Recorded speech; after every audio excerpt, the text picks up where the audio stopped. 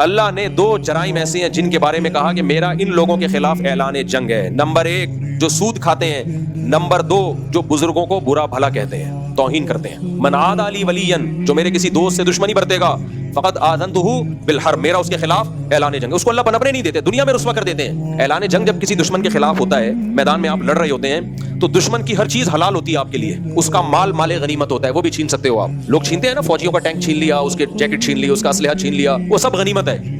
और उसकी जान भी ले सकते हो आप, उसको मैदान जंग में कत्ल भी कर सकते हो, उसको गिरफ्तार भी कर सकते हो। तो जब आप किसी से दुश्मनी करते हो और दुश्मनी में ऐलान जंग कर दो, इससे बड़ी दुश्मनी दुनिया में कोई हो नहीं सकती। फिर उसकी इज्जत, उसकी जान, उसका माल सब गैर महफूज। मैंने कोई ऐसा शख्स नहीं देखा जो सहाबा, ताबीईन, बुजुर्गान दीन को बुरा भला कहता हो और फिर भी उसके चेहरे पे रौनक बाकी हो। एक शख्स मैंने ऐसे दुनिया में नहीं देखा। और इन लोगों की मौत बहुत बुरी होती है, इसलिए अपनी जबानों को उलमा, सुलहा, बुजुर्गान दीन के खिलाफ बोलने से महफूज रखो।